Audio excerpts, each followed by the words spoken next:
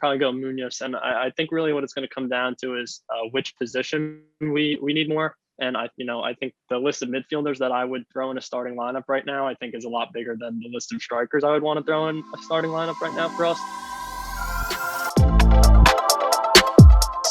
What's up, USMNT fans? This is Rohan from OneGoal, and that's Jake. And today we're back with another episode of Around the Box, your favorite YouTube show talking about the hottest 5 USMNT topics, where we will be debating those against the clock. Today with us, we have Justin Sousa. What's up, Justin? What's up, guys? How's it going? Good to have you. Justin's a freelance soccer writer for Scouted Football and American Soccer Now. It's a pleasure to have you. And Riley. Riley, how you doing? Hey, what's up, guys? I'm doing well. Thanks for having me. Riley Efrain is one of OneGoal's writers on our team. So, guys, you ready? You ready to run down these 5 topics and go head to head?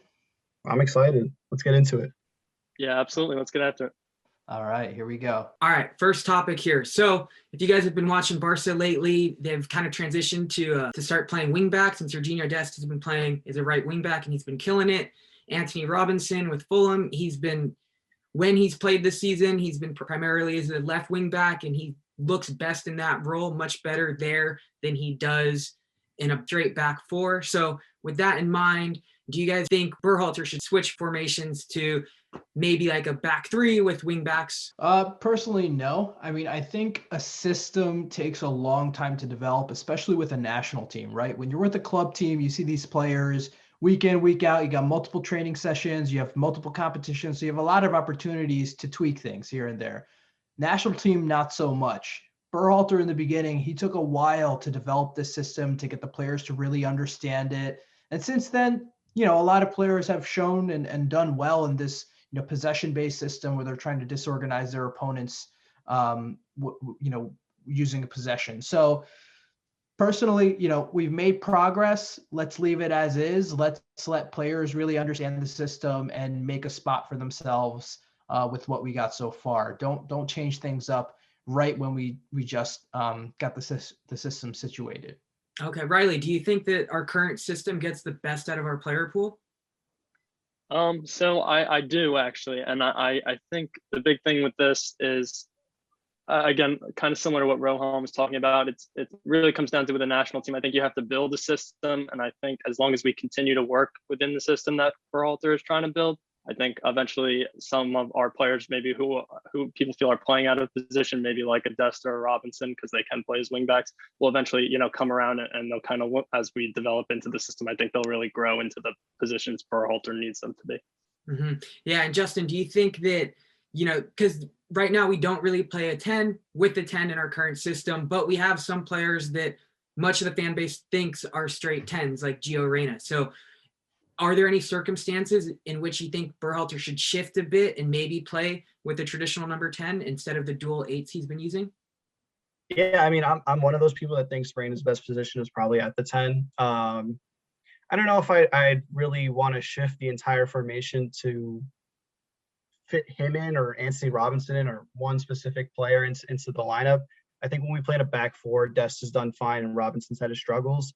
I'm a big Sam Bynes guy, and I personally think Sam Bynes has done well when he's played in a back 4. I know he hasn't played against, Brazil and hasn't had his opportunity to get absolutely torched by Douglas Costa like Robinson did. But I still think the formation itself, that 4-3-3 with the double 8s, suits just our general player pool. I think it fits more players than a 3-5-2, so to speak. I don't really think, and I agree in the fact that it's going to take a while to kind of acclimatize to a new formation, especially a year out from a World Cup and in a year of World Cup qualifiers. Mm-hmm. So I'd rather just stick with what we have right now.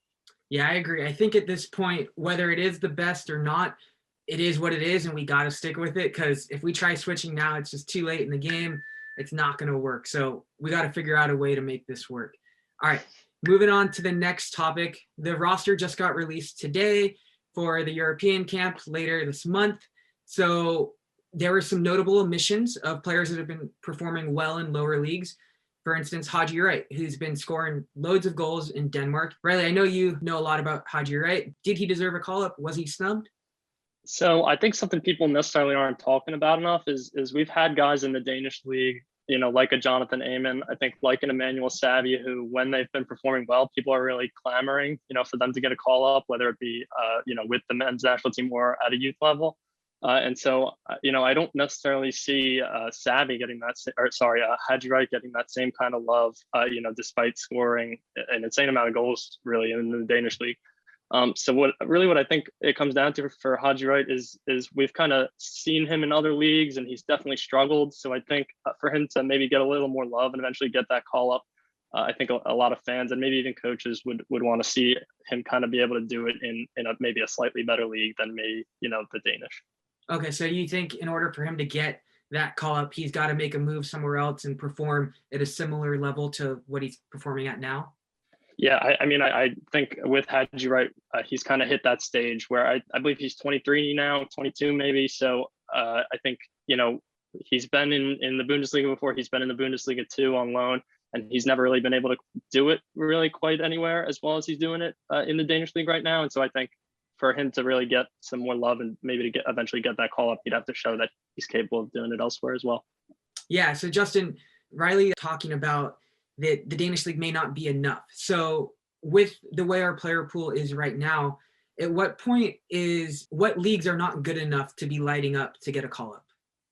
Yeah, that's a good question. I think when we try to compare ourselves as a national team to other countries like the Germanys and the Frances, you don't really see them looking at second division leagues anymore for call-ups. Even if players are standing out, usually their young players get called up to their under 23s or under 20 sides. I think it's going to be a while until the U.S. gets to that point. I know we're being spoiled with the amount of talent that's kind of coming through right now, or at least young players that are kind of starting to sprout up at top 5 leagues and in Europe as of right now. But I don't think we're really in a position to say, we can only take players from the top 5 leagues, because we know when the players have made it there, they're our best players. I think, we're not too far out from that position, maybe another 5-10 years, maybe. I know it sounds like a while, but we got to see how this group does first. Yeah. So Rohan, when we talk about like league selection and what league is good enough for the senior team, you look at players like Haji Wright getting snubbed, Julian Green getting snubbed, and oftentimes it's like, oh, they just play in like the 2 Bundesliga or the Danish league. But then there's players like Nico Gioacchini getting called up, who plays in the French second division. What are your thoughts on that?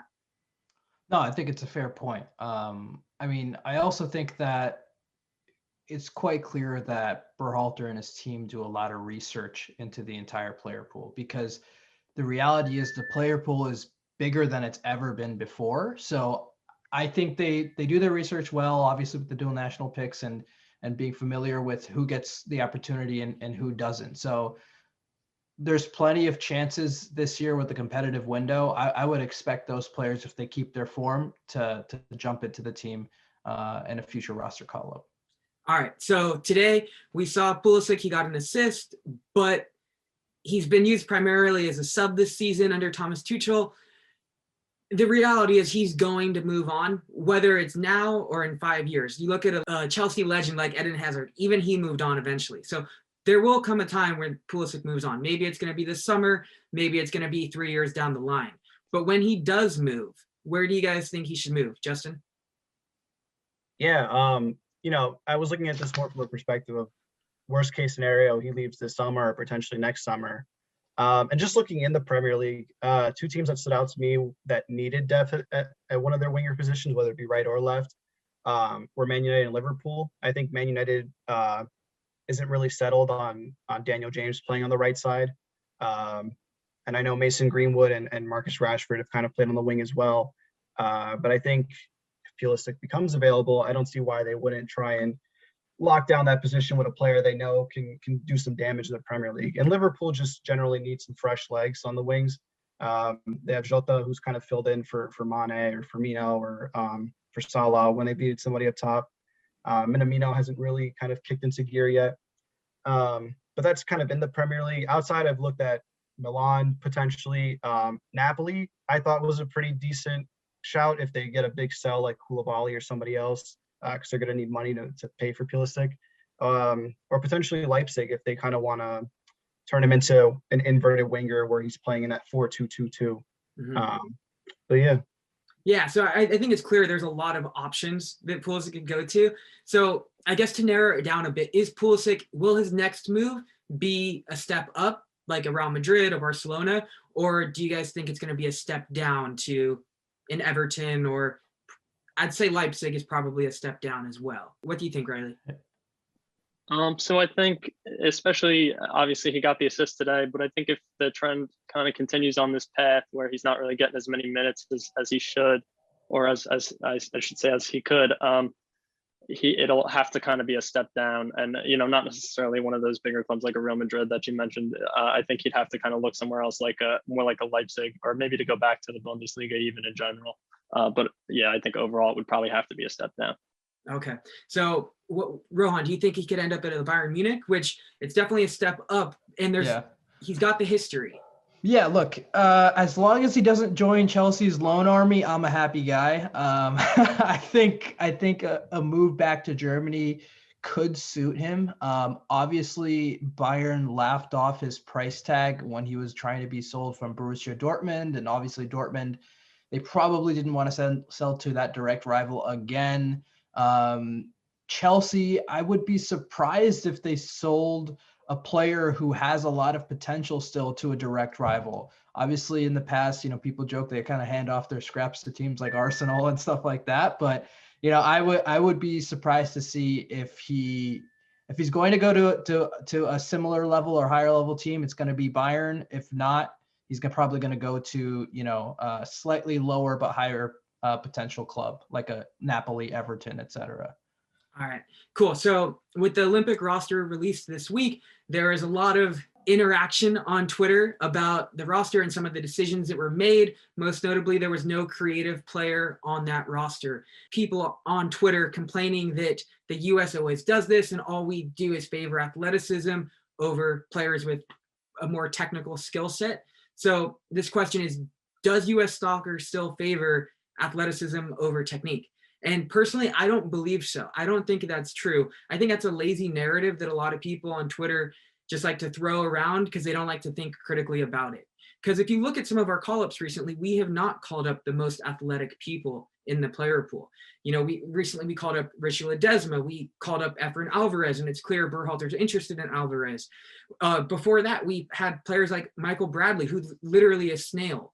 And then we had Will Trapp, who's like the least athletic player I've ever seen. I don't think we call up athletes. I think we've called up athletes in the past, but that's not what we favor. But what do you guys think? Yeah, I'll go first. I think both can exist in the sense that we call up players who are our best athletes, but at the same time possess that technical quality. Like I would argue, obviously guys like Weston McKennie and Tyler Adams and now Yunus Musa are superbly athletic, but at the same time possess a level of technique that like you need to have to be able to compete at the levels that they're at. I mean, Weston McKennie isn't starting for Juventus if Pirlo doesn't think he can, control the ball, dribble out of pressure, pass the ball correctly, stuff like that. And I mean, we've seen him pull off some of the coolest little skill moves in games, and that doesn't come from pure athleticism. As far as if we are stuck between an athletic player and a technical player for like a 23 spot or something, I would say the US probably should favor the athlete only just because of the system we play in. The 23s want to mirror the senior team in that, our dual eights need to be able to run. Our six needs to be able to run, kind of marshal the midfield. It's a fast-paced game now, and I'm not saying athleticism takes priority over technique, but it's definitely still a key part of the way that we play and Berhalter wants to play. Mm-hmm. Riley, what do you think? Yeah, so I definitely think they value technical ability a lot more now than they did in the past, but I still think our style of play in particular does suit, a more athletic type of player, depending on the position given. But obviously we have a lot more technical players coming through the system now. Specifically, you mentioned like a Richie Ledesma, who we've called up in the past before. But I think at the U23 level, I think there are some technical players that have been called into this roster. I think we need to give a few of them a chance before we make that assessment. But overall, I still think they probably value athleticism a little more. But I do think, technicality is definitely something they place huge stock in. Yeah, 100%. I saw they they use Tanner Tessman's omission as an example of that. And that's the complete opposite of what happened. He's strictly an athlete. Yes, he has technical skills, but he's primarily an athlete.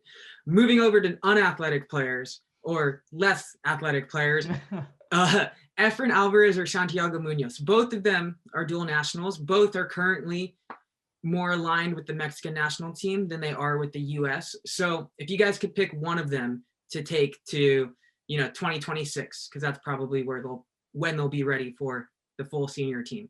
Who would you guys take? Rohan?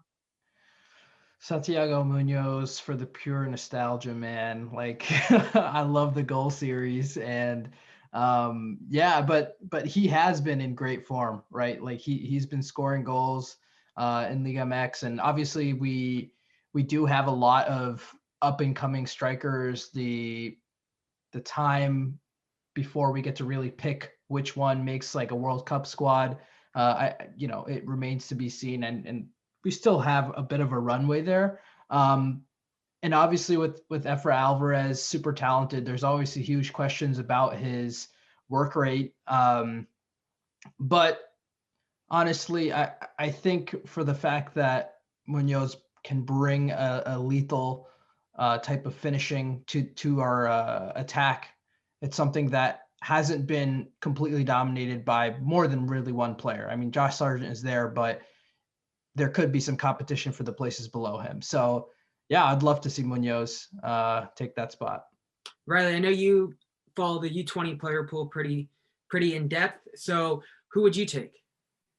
Yeah, so I think they're both immensely talented, and I'd probably love to have either of them on the squad. But I think I have to agree with Rohan on this one. I would probably go Munoz, and I think really what it's going to come down to is which position we need more. And I think the list of midfielders that I would throw in a starting lineup right now, I think is a lot bigger than the list of strikers I would want to throw in a starting lineup right now for us. And so I think, to be able to add someone who's, a proven lethal finisher, at least in Liga MX at the moment, could be, really huge for our striker depth in general, which I don't think, is as good as our midfield depth at the moment. Mm-hmm. Justin, would you take him as well? Yeah, I'm going to be a bit of a sheep here and say Santiago Munoz too. Similar reasons to Riley too, though, that when it comes to like our midfield and our wingers and positions that, Efra would suit best in, I think we have more than enough depth there. Whereas I understand that he's a player that has the talent and skill to be a player who can win games for us. But I feel like we have that in somebody like a Christian Pulisic, somebody like a Gio Reyna when he kind of is on form or in form, so to speak. So I don't think we need another player like that in the team. But we do need a striker and somebody to kind of claim that spot as their own. That spot still is open. And I have a note here that kind of says that Munoz is cut from the same cloth as Soto, in that, as a striker, they're that type of striker that's just born to score goals. They're going to score scrappy goals. They're going to have that Chris Wondolowski about them that, they may not score the prettiest goals, but they're going to score. They're going to win you games because they're there to score the goals.